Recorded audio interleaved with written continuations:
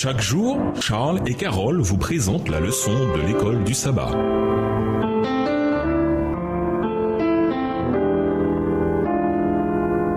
Bienvenue dans votre émission. Dieu nous parle. Nous voilà à la leçon de lundi, la doctrine du sanctuaire. Quand on pense au sanctuaire, la gestion chrétienne de la vie ne nous vient généralement pas à l'esprit. Pourtant, le lien est bien là. Car le sanctuaire est tout à fait crucial dans notre système de croyance.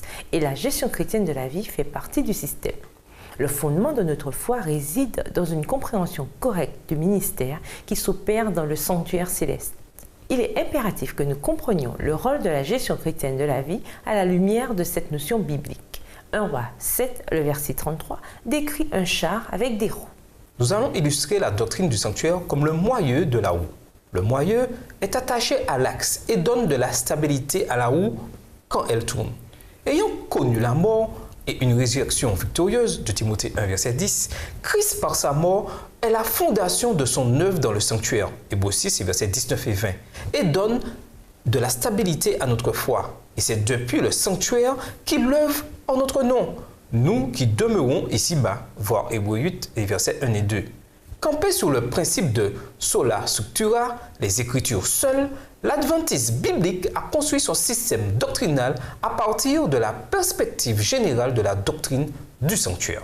Que nous indiquent ces textes sur le ministère de Jésus dans le sanctuaire? 1 Jean 2, le verset 1, Hébreux 4, les versets 14 à 16, Apocalypse 14, le verset 7. 1 Jean 2, verset 1, « Mes petits enfants, je vous écris ces choses afin que vous ne péchiez point.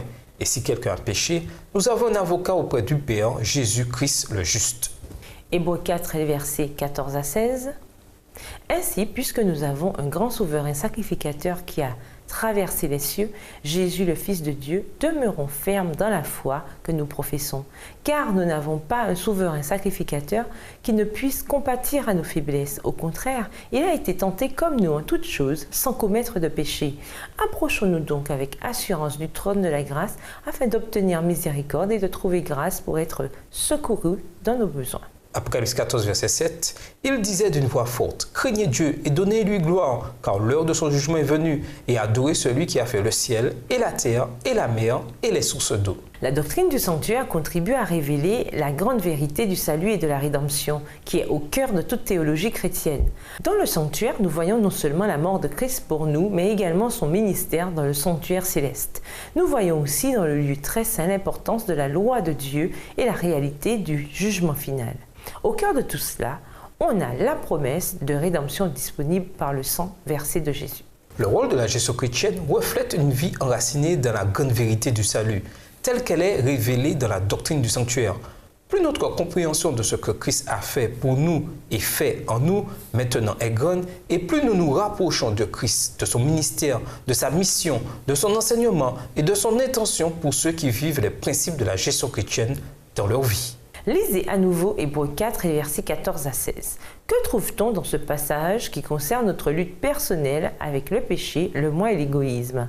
Comment tirer force et espérance de ce qui nous est promis ici? Et nous vous laissons à cette réflexion. Au fur et à mesure que les serviteurs persévérants du Seigneur comprennent que leur libéralité accroît leur amour pour Dieu et leurs semblables, et que leur effort personnel élargit le cercle de leur utilité, ils voient quelle grande bénédiction réside dans leur collaboration avec le Christ. Au revoir. Et à demain si Dieu veut. Dieu nous parle. Chaque jour, Charles et Carole vous présentent la leçon de l'école du sabbat.